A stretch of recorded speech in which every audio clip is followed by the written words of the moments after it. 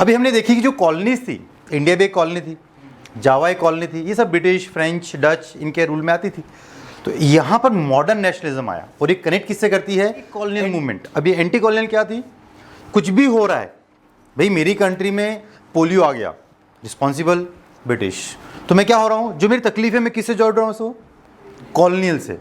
तो मैं anti colonial हो रहा हूँ, मेरी प्रॉब्लम का सोल्यूशन ब्रिटिश को हटाओ, सोल्यूशन मिल जाएगा। या फिर मेरी प्रॉब्लम आ क्यों रही है? Because Britishers are in my country.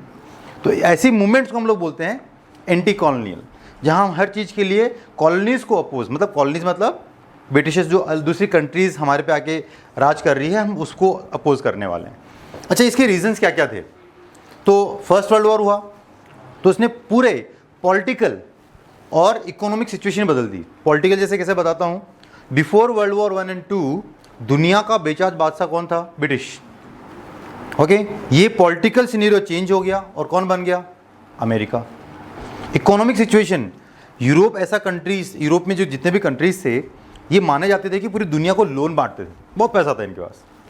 World war 1 और 2 के बाद क्या हुआ?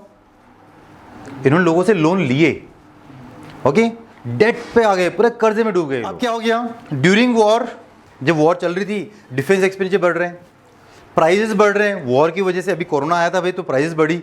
कोरोना तो कुछ भी नहीं है वॉर के सामने, 1/10 ऑफ वॉर समझिए आप। इसमें तो लोग मर रहे हैं, हाथ पांव टूट रहे हैं, इकोनॉमिक रिसेशन आ रहा है। ओके, फोर्स रिक्रूटमेंट हो रही थी रूरल एरियाज में, गाँव में जा जाके लोग ब्रिटिश वाले पकड़ पकड़ के लोगों को भर्ती कर रहे हैं। तो गाँव के लोग जो पहले उनको मतलब नहीं था शहर में क्या चल रहा है, now they are not happy कि हमारे लोगों को जबरदस्ती पकड़े क्या कर रहे हैं, आप लोग क्या कर रहे हो, भर्ती कर रहे हो ना। गांव वाले भी क्या हो रहे हैं? एंटी कॉलोनियल हो रहे हैं। पहले सिर्फ सिटी ज़्यादा करके है ना, देखो गांव वालों में को मतलब, आज भी अगर गांव में चल जाओ, आपका सीएम कौन है मैटर नहीं करता, आपका पीएम कौन है खास मैटर नहीं करता। क्यों? उनके गांव में अटैचमेंट वही है, खेती बाड़ी हुई क्या, गाय ने बच्चा दिया क्या, यही पॉइंट है सबके सब, और कुछ अलग से है क्या? नहीं है। अच्छा, सबको ऐसा लगा वॉर खत्म हो जाएगी तो सारी प्रॉब्लम शायद खत्म हो जाएगी, लेकिन ऐसा हुआ नहीं। वॉर खत्म हो गई, क्या हो गया? फेमाइन आ गया, फूड शॉर्टेज हो गया, ये सारी तकलीफें आ गई। फूड शॉर्टेज, फोटो से याद रखो, हाँ, फेमाइंस, ये फेमाइन ही है, सॉरी, वो तो फोटो निकल गया है, वो की लग रहा है फोटो। चलो ठीक है, अब हम बात कर लेते हैं सत्याग्रह के बारे में। हमको ऑलरेडी मालूम है कि सत्याग्रह जैसा पॉइंट कौन लेके आया था? गांधी जी। गांधी जी इंडिया में आए थे 9 जनवरी को। कब आए थे? और इसीलिए हम लोग उस दिन NRI डे बनाते हैं, याद रखिएगा, जीके का पॉइंट भी है और बुक में 1 मार्क्स का क्वेश्चन भी आ सकता है। NRI डे स्टैंड मतलब क्या मतलब करता है? नॉन रेसिडेंट इंडियंस, ऐसे लोग जो इंडिया में नहीं रहते हैं, हम उनको फॉरेनर बोलते हैं। मतलब इंडिया को छोड़ के कहाँ चले गए? They are living in other countries. और लेकिन हमारे पास में गांधी जी हैं, वो कहाँ चले गए थे इंडिया छोड़ के? South Africa. वो वापस आए थे इंडिया में, जिस दिन आए उस दिन को हम लोग NRI डे मनाते हैं। चलिए ठीक है, अब आपको पता होगा, हम लास्ट लेक्चर में हमने डिस्कस किया भी था कि भाई रॉल एक्ट क्या था, है ना? रॉल एक्ट क्या था भाई? कि बिना अपील, बिना दलील, बिना वकील, है ना, कोई भी ब्रिटिश बंदा किसी भी इंडियन को कितने साल के लिए? 2 ईयर्स के लिए कहाँ डाल देगा? जेल डाल देगा। इसको अपोज करने के लिए 6 अप्रैल को हड़ताल बुलाई गई। इस हड़ताल में कुछ गोलीबारी हो गई और सेम ऐसा सोलापुर में हुआ, और 10 अप्रैल को कहाँ पे हो गया? अमृतसर पंजाब में हो गया। अब वहाँ के जनरल डायर नाम का बंदा, उसने बोला भाई मैं क्या लगा रहा हूँ? मार्शल लॉ लगा रहा हूँ। अब मार्शल लॉ लगाया कब? 10 को, लेकिन उसके अगले 3 दिन बाद में बहुत बड़ा त्यौहार बैसाखी था। अब बैसाखी की वजह से हुआ क्या? जो अभी चलो ठीक है, अरे देखो वो ड्यूरेशन वो टाइम पीरियड था जहाँ पर ना इन्फॉर्मेशन या फिर सोशल मीडिया इतना पहुँच नहीं थी, हाँ, मतलब पेपर में आ गया, पेपर पढ़ने वाले लोग कितने हैं? अगर हम ब्रिटिशर्स के डेटा के हिसाब से जाने तो 9 to 13% हमारे यहाँ एजुकेशन था। मतलब आज हम जो बोलते हैं कि इंडिया में 84% लोग वेल एजुकेटेड हैं, पढ़ सकते हैं, बोल सकते हैं उस लैंग्वेज में, तो उनके हिसाब से उस समय पे कितने % लोग हैं? 9 to 13। तो उसमें से पढ़ते कितने होंगे न्यूज़पेपर? तो किसी को पता ही नहीं हड़ताल है, सॉरी मार्शल लॉ है। तो अब गाँव खेड़े से बहुत सारे लोग कहाँ पर आ गए हैं? जलियांवाला बाग में आ गए हैं। मैं क्वेश्चन देता हूँ, जो मुझे बताइएगा, कल बताया तो भी चलेगा। भाई ये जलियांवाला बाग जो है, इसका मालिक कौन था? यह किसका था? ये सुना है कभी क्वेश्चन? ये क्वेश्चन आ गया था एक बार एग्जाम में, आपके नहीं, जो होते हैं ना हमारे कॉम्पिटिटिव एग्जाम्स। जरनैल सिंह नाम था। कितना इजी है नाम, पंजाब है तो सिंह लगा दो, और जलियांवाला का स्टार्टिंग ले लो, जरनैल सिंह का था। मस्त बात है ना। ऐसे कभी तुक्के मार लिया करो, लॉजिक लगा लिया करो। चलिए अब हम बात करते हैं खिलाफत मूवमेंट की। देखो भी खिलाफत मूवमेंट को समझ के ले लो। खिलाफत मूवमेंट थोड़ा समझाया तो हमें, वी ऑलरेडी नो कि हमारे यहाँ पे फर्स्ट वर्ल्ड वॉर हुई थी।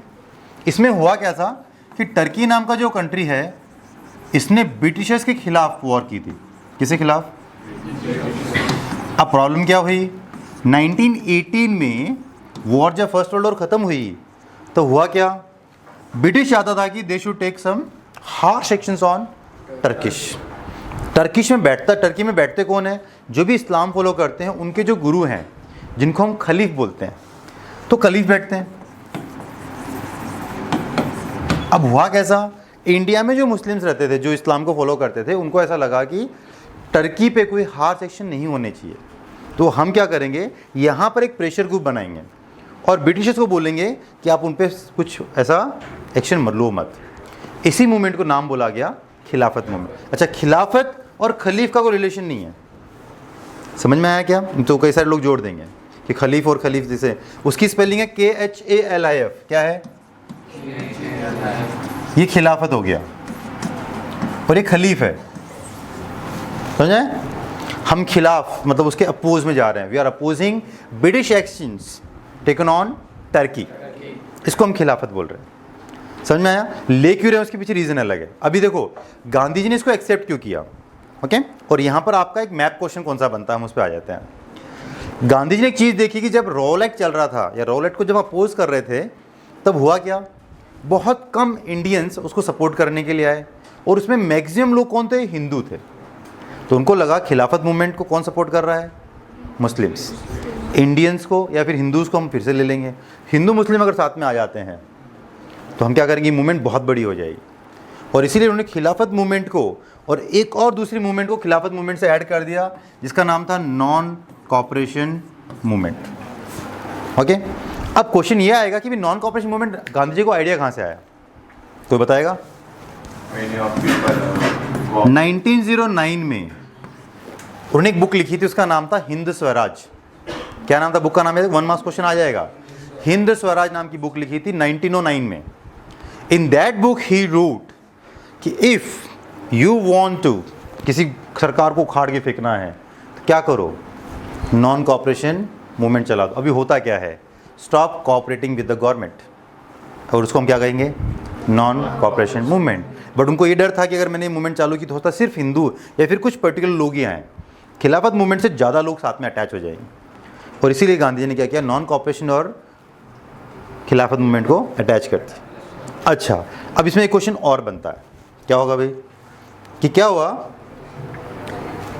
पहले तो इसकी दो मीटिंग्स हुई, ठीक है? अगर हम बात करें इंडिया की, तो हमारे पास एक मीटिंग हुई कलकत्ता में और एक हुई नागपुर में। ये हुई थी सितंबर में। कब हुई थी? और ये हुई थी दिसंबर में 1919। यहाँ पर जब मीटिंग हुई तो यहाँ पे बंदे ने मना कर दिया, कांग्रेस की जो कमेटी थी उसने मना कर दिया कि we are not accepting your Khilafat movement as well as your non cooperation movement, हम इसमें पार्टिसिपेट ही नहीं कर रहे हैं। मतलब कांग्रेस ने मना ही कर दिया कि हम पार्टिसिपेट ही नहीं करेंगे, इवन तो गांधी जी ने बोला था कर लो, ठीक है? लेकिन उसके 3 महीने बाद ही दिसंबर में जब मीटिंग हुई नागपुर में, तो उन्होंने इस पर हाँ बोल दिया। इसके पीछे का रीज़न बताता हूँ। हुआ कैसा था, नवंबर में, सितंबर और दिसंबर के बीच में क्या आता भाई, नवंबर में इलेक्शन से पूरे प्रोविंसेस में, प्रोविंसेस समझते हो ना, आज के स्टेट्स, उस समय पे हमारे पास 11 स्टेट्स थे या 11 प्रोविंसेस थे, ओके? तो हमारे उनमें इलेक्शंस होने वाले थे। तो कांग्रेस को और बाकी जो पॉलिटिकल पार्टीज थी इंडिया में, सबको क्या लग रहा था, हम क्या करेंगे, इसमें पार्टिसिपेट करेंगे, जीतेंगे और फिर ब्रिटिश पे प्रेशर बनाएंगे कि जो आपने हमसे वादा किया था 1914 में कि भाई आप हमको वर्ल्ड वॉर में सपोर्ट करो, हम आपको फाइनेंशियल और होम मिनिस्ट्री का कुछ पावर दे देंगे, तो हम ऐसे प्रेशर बनाएंगे। बट नवंबर आते आते इनको लगने लगा था कि ब्रिटिश हमारी सुनने वाली नहीं है, और इसीलिए नवंबर 1919 में कांग्रेस ने क्या किया, बैकआउट कर लिया, and they had not went for elections. अब एक क्वेश्चन और आता है, एक ऐसी पॉलिटिकल पार्टी थी जिसने इस वोटिंग में पार्टिसिपेट किया था, सिर्फ एक पार्टी थी, कौन सी? उसकी वो पार्टी थी मद्रास की, ठीक है? अब इसके पीछे क्वेश्चन बताता हूँ, ये पूरा सिलेबस में रीड करोगे तो समझ में आएगा।